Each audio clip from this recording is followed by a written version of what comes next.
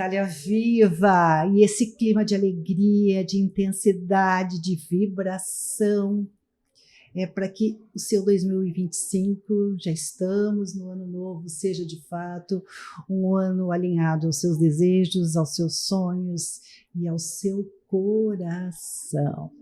E um programa feito de coração, como o de hoje, tem entrevistados muito especiais. Nós vamos falar sobre testamento, sobre grana, sobre deixar o nosso rico dinheirinho, o nosso patrimônio. Será a melhor forma? O testamento ainda é um instrumento válido, com a palavra. O doutor Ricardo Limonge. Boa noite, doutor Ricardo. Sempre uma satisfação lhe ouvir e lhe ver. Boa noite a todos, né? Feliz ano novo para todos os telespectadores, para o professor, para Criti. Podemos tratar disso aí também. Vamos tratar disso e vamos tratar também sobre uma curiosidade histórica.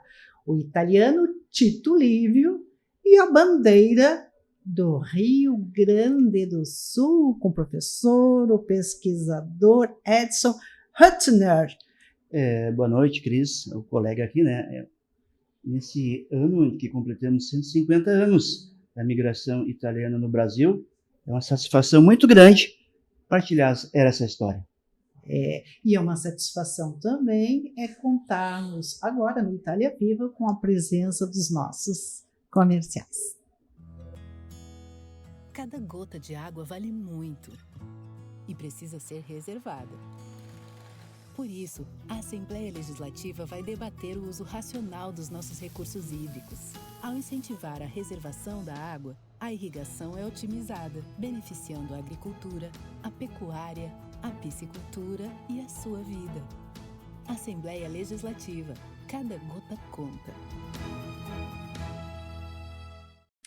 Diz a cultura popular, a sabedoria ancestral, que quando a palma da mão coça, é porque dinheiro está chegando.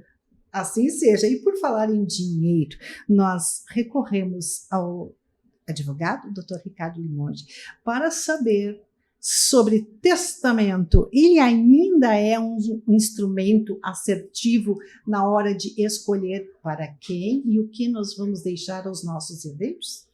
Sim, de certa forma sim. O testamento, pela nossa legislação, ele tem um limite de bens a testar, que é 50% do seu patrimônio. Tu não pode testar 100%, né? Ou seja, os outros 50% respeita a legítima, os teus herdeiros por lei, né? Os filhos, cônjuge. O testamento tem esse limitador. Ele tem a forma legal, que pode ser por instrumento particular ou instrumento público. Pode ser ele cerrado, que vamos dizer assim, ele fica sob sigilo. É um instrumento legal e só tem um limitador esse dos 50%. É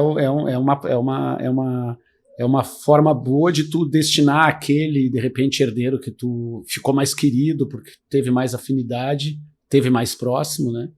Então pode ele ser privilegiado. Ele pode ser o próprio testamento, ele pode ser inclusive da legítima, um dos herdeiros da legítima, ele pode testar 50% e depois divide os outros 50% com os demais. Quer dizer que um dos beneficiários, ou seja, um dos herdeiros pode ser o testador. Favorecido. Ninguém pode discutir isso. Né? Ele pode mesmo um fazer filho receber a mais... gerência desse documento? Gerência não. Um testamento público, ele fica, aquele que está testando, ele nomeia um testamenteiro, né? Que é normalmente pode ser alguém da família. Pode ser um dos herdeiros? Pode ser um dos herdeiros. Mas aí, doutor Ricardo, desculpe a curiosidade e a chuleza das palavras, mas aí a gente vai botar a raposa cuidando dos galinheiros. Mas esse documento só é válido quando a pessoa morre? Como assim, raposa cuidando? Não, eu fico pensando, porque vamos falar a verdade, é que nós estamos entre amigos. O dinheiro e os bens são valores importantes para os italianos e assim é com seus descendentes. Sim. Então, assim, eu sou herdeira. E pode a pessoa que vai doar, que vai fazer o testamento me nomear como responsável? Pode, legalmente pode, mas se ele quer deixar um ar de imparcialidade, ele pode nomear um terceiro, um advogado, um escritório, o próprio pessoal do por cartório. isso que me parece, assim, leigamente, meio estranho, né, professor? Eu vou ser herdeira e eu vou organizar a casa? Sim. Não tem esse... Na verdade, tu vai ter que abrir um inventário. Uhum. Porque assim, tu tem um testamento que é 50% do patrimônio, os outros 50% tu tem que abrir o inventário. O testamenteiro, ele se apresenta, pode ser um dos herdeiros, ele se apresenta perante o juiz e e lê o testamento. Os outros podem querer contestar alguma coisa, mas não tem... Muito difícil um testamento público, pelo menos, ser alterado, assim, de não ser aceito. E, doutor Ricardo, todos os herdeiros têm direito a conhecer esse testamento. Sim. Né? E ele só é aberto depois que o dono... Se ele for público cerrado, é aquele que é fechado, daí só vai abrir depois de falecido. Depois de falecido. Ele pode, o testamento ele pode estar público, aberto, e ele está lá no cartório, ele está num tabelionato, ele não vai produzir efeito, né, mas ele é público. Além do testamento, que outro instrumento jurídico o senhor indicaria para as pessoas que querem fazer justiça na hora da distribuição dos bens sem causar conflito? Que isso vai ser minha próxima pergunta. Sim, tem várias hipóteses. Assim, tu tem que sempre... o tal planejamento sucessório. Tu tem que avaliar a situação de que tu tem, o que é melhor, é um bem, o que é para fugir do imposto. Meu dinheiro, será que não é melhor eu vender um imóvel e aplicar numa previdência privada? Não é melhor eu vender esse imóvel e aplicar em ações? E cada um tem a sua maneira de gerir isso. Aí ele vai ter que individualizar. O seu perfil. Vai ser o seu perfil porque o imposto é alto, né? Então, às vezes, tu fugir por uma previdência privada, tu não sofre o imposto de transmissão, e essas coisas assim ajudam, né? Ou criar as tais holdings. As famosas holdings de patrimônio, que daí, o que acontece? Tu não vai herdar, tu vai herdar uma cota, né? Uma cota social dentro daquela sociedade. Então, por exemplo, eu tenho uma empresa que é correspondente a um apartamento, é a empresa. Ficar 25% para cada um vai ficar com 25% das cotas, não tem que fazer alteração no registro imobiliário, porque ela já vai estar em nome da holding o bem. E isso, da holding do imóvel. Né? Doutor Ricardo, também pode ser uma forma de eliminar conflitos, porque acontece, né? Morreu o pai, morreu a mãe, e os filhos que tinham uma comunhão afetiva acabam brigando? A briga se dá assim, de repente, tu vai ter um bem que vai dividir com muita gente, daí tem a esposa de um, a esposa do outro, são pessoas que não estavam circulando, e daí não pagou o primeiro IPTU. Mas aquele lá não pagou a parte dele. Né? Então tem as brigas se dão muito por aí, né? Vamos vender. Não, eu não quero vender. Então o que eu recomendo sempre é buscar deixar se tiver vários bens, tentar equalizar já. Em vida. Esse aqui é teu, porque daí fica mais fácil. Não, pode prever nos testamentos também. Doutor Ricardo, o senhor começou explanando que é importante a gente ter uma atitude preditiva, né? Então, assim, a gente se prepara para viver, mas não se prepara para morrer. E aqui eu coloco a questão dos bens. Não existe essa cultura no Brasil, né? Não, tá difícil, né? Porque agora está vindo as pessoas estão se interessando saber com o marketing da internet, com as informações as holdings até ontem não existia, vamos chamar assim, né? Exagerando. Ela são situações novas, né? E tem a promessa do governo que vai taxar mais o patrimônio. Exatamente. Então, assim, são coisas assim que estão ainda muito na incerta. Daí, às vezes, tu vai obter uma recomendação para seguir um caminho e aquele caminho depois volta contra ti com aumento de impostos, coisas. Então, é uma situação que tem que estar sempre atento para preservar e o governo não ganhar mais do que já ganha. já fez a conta, quanto é o IPTU? 3%, né? Em 30 anos tu apagou o teu apartamento de novo para o governo. 3 vezes 3, 9. Exatamente. E é esta proposta, esta expansão do entendimento que também é o Itália Viva, porque não é fácil, né? As coisas elas não vêm assim por obra do Espírito Santo. O italiano é um povo que trabalha, é um povo que poupa, e aí depois acaba tendo um sócio que não os seus herdeiros legítimos, né? Por causa da esposa, porque daí tem um neto, daí fica mais complicado às vezes os irmãos se entenderem. É mais fácil do que às vezes irmão, nora, o aumento da família artificial. Não é artificial, mas eu digo assim, é mais gente para pensar e ter outras ideias. Doutor Ricardo, antigamente se falava da questão do golpe do baú, né? Então, assim, vou fazer um estereótipo horroroso aqui, mas você sabe que a minha intenção é abrir as possibilidades preditivas para depois não chorar, né? Então a gente planeja antes e as possibilidades de erro, de engano, elas são absurdamente reduzidas. Então, assim, o meu pai é uma pessoa que tem bens, tem filhos todos adultos e ele decide casar com uma jovem.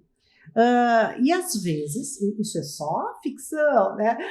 E às vezes acontece do famoso golpe do baú. Os filhos têm como se prevenir desta possibilidade? Bom, se o pai não é incapaz, é difícil, né? Tem que convencer ele na fala. É muito jovem, vai nos dar problema depois, talvez, né?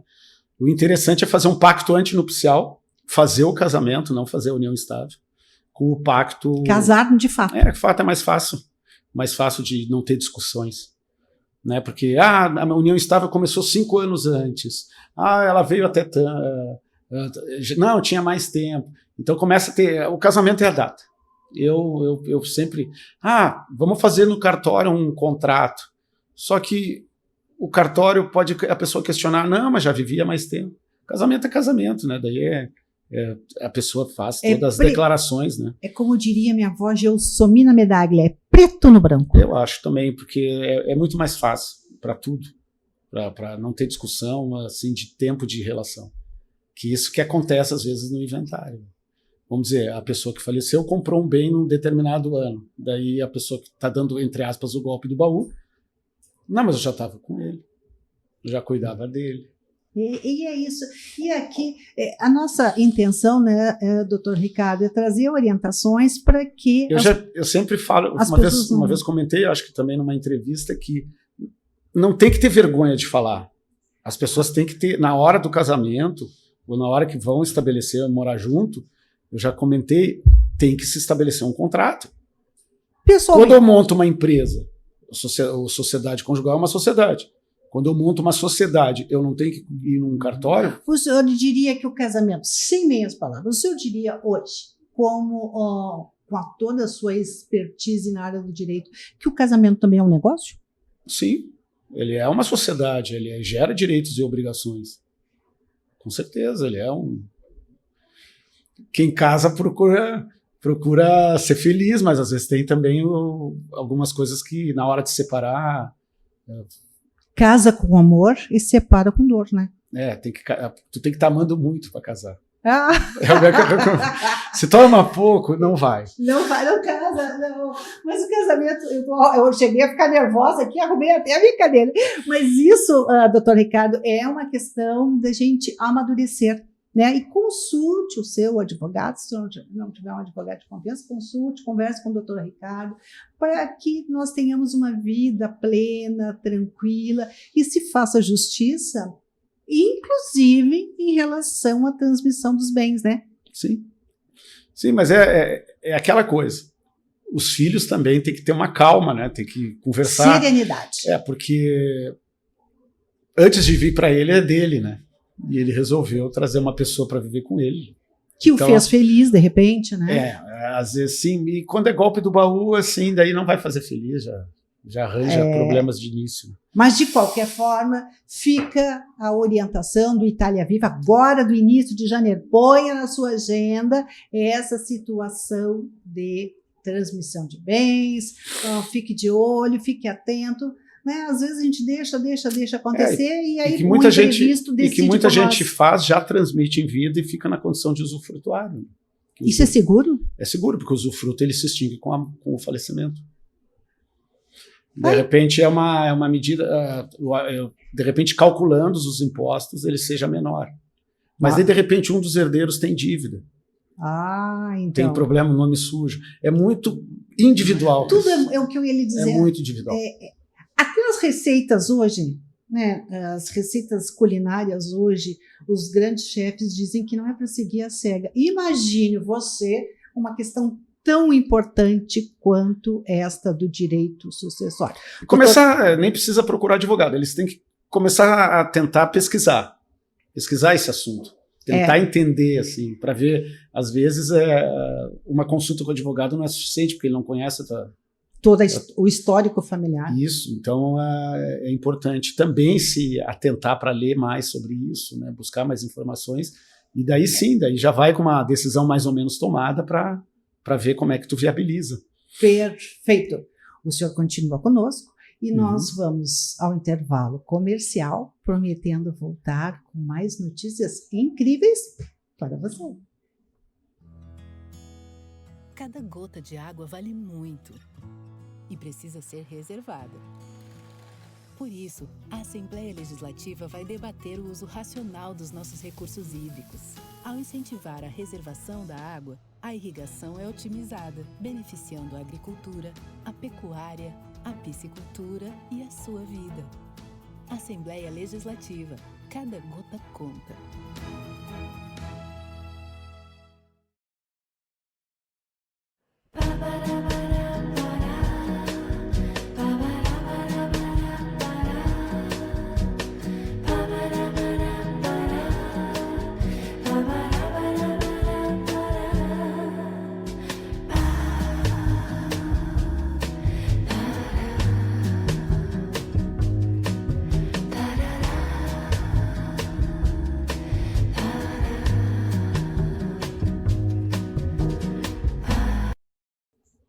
Professor, pesquisador e um amante da história. O professor Edson está aqui e vai nos revelar uma curiosidade que eu tenho certeza absoluta que você não sabia, assim como eu não sabia.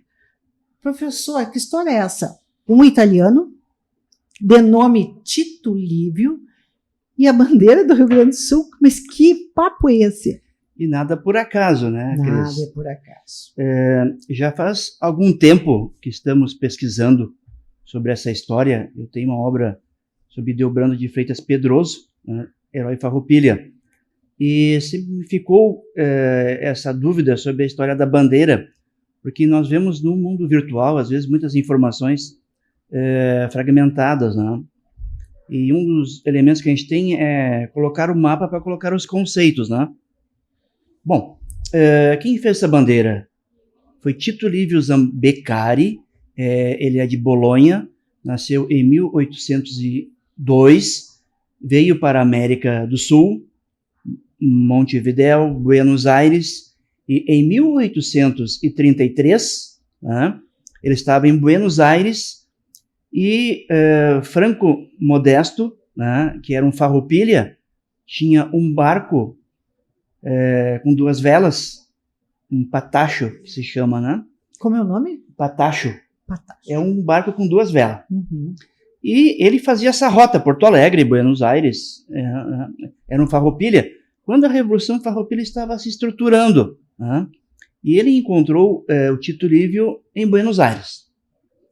E os republicanos, que estavam querendo uma república rio-grandense, né, não tinha uma bandeira ainda, era do Império, né? Então, esse Modesto Franco pediu para ele, Tito Livio, você faz uma bandeira para esta revolução.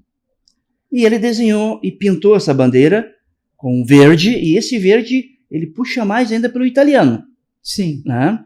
Amarelo e vermelho.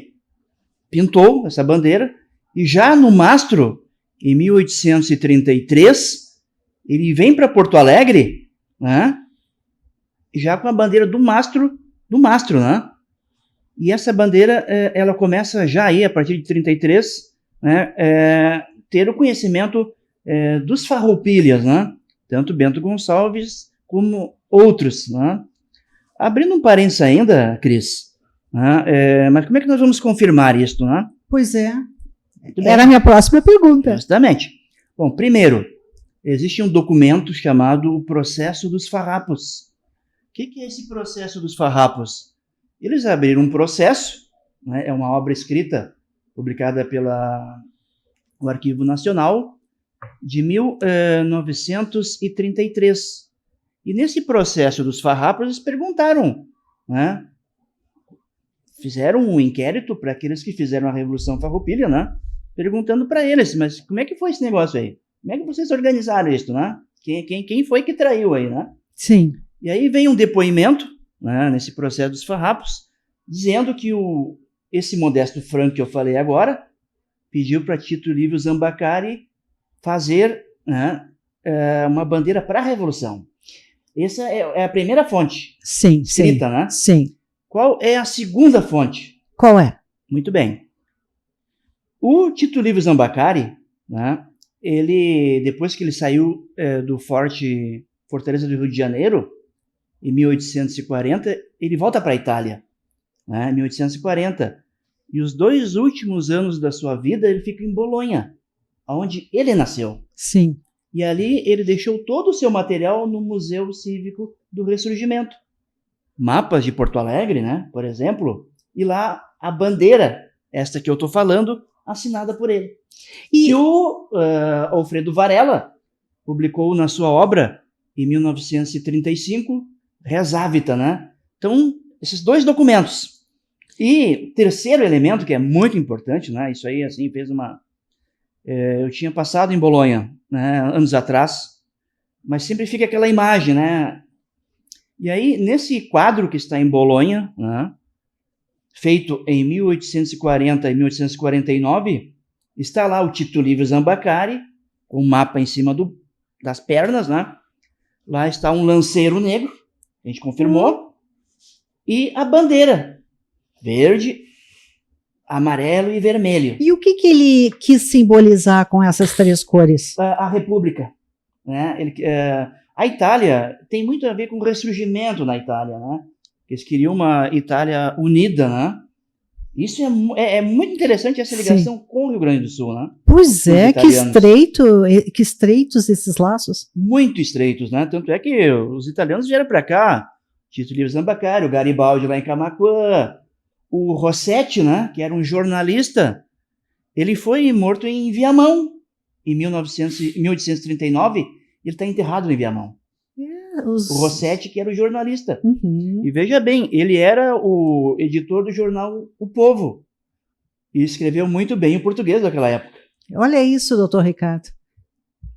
O quão próxima a nossa etnia é da história rio-grandense. Da história. E aí continua, Cris, que é bem interessante, né? Mas como é que nós chegamos à nossa bandeira, né? Muito bem. O Tito Livio Zambacari, ele foi preso com Garibaldi no dia 8 de outubro de 1836. Bento Gonçalves foi a turma, para te ver como estava com ele, né? E ele foi levado para o Rio de Janeiro. Um mês depois, no dia 19 de novembro de 1836, é decretado a bandeira oficial da República Rio-Grandense.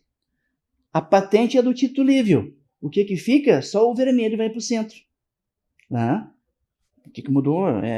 Só mudou, o vermelho foi para o centro. Continua a mesma coisa, né? E depois de 1836, com esse decreto da bandeira oficial que veio do Tito Livio, né? Surgiram aqueles painéis republicanos, né? Do Hildebrando de Freitas Pedroso, né? E outros, do Lenço Farroupilha do Bernardo Pires, né? E aí só depois, a bandeira da Revolução Farroupilha, ela não teve, por exemplo, um brasão de armas no centro. Né? Quando é que nós vamos ter um brasão de armas no centro? Em 1891, quando o Brasil se tornou república, né? O Brasil se tornou república e o Rio Grande do Sul teve a sua bandeira, né? Continuou, o verde, o vermelho e o amarelo. Né? E o que vai para o centro? O lenço do Bernardo Pires, né? E nesse lenço já está a bandeira vermelha no centro, né? Olha que interessante, pessoal. Em 1937, o Getúlio Vargas proibiu as bandeiras. Só tinha uma. Depois de 1937, a gente não tinha bandeira no Rio Grande do Sul. Quando é que foi a próxima oficial? Quando foi? Em 1966. Agora, recente? No ano que eu nasci. Né? E o que vai para o centro agora? Fica as mesmas cores. Não vai só o painel do Bernardo Pires. Vão também os... Vai em todos os outros, a contribuição de todos os painéis. E ali está escrito, né? Desde de 1891, liberdade, igualdade e humanidade. Isto é da Revolução Farroupilha, dos ideais de Mazzini do Ressurgimento. Não é do positivismo. Né? Então, isso graças ao Tito Livio Zambacari. Né? Perfeito. Rapidamente, professor Edson, o senhor vai para a Itália fazer uma exposição? Olha, você não imagine a alegria que foi lá dos italianos. Eu só não imagino o orgulho que eu fiquei quando soube dessa notícia. Eu sou de origem alemã, né? Só eu gostei de ser descendente italiano. Né? Hüttner. Mas assim, foi sensacional a ligação com eles, né? Eles mandaram uma foto melhor ainda do quadro. E agora, o ano que vem, entre junho e setembro, nós vamos fazer a exposição lá. E nós vamos mandar o nosso enviado especial, o Luciano Medina, para cobrir. Eu achei sensacional. Quando vai ser, professor? Vai ser esse ano, né? Agora, em junho. Agora, 2025? Isso. Né? Em junho? Em junho ou setembro. Eles mesmos que deram a data, inclusive, né?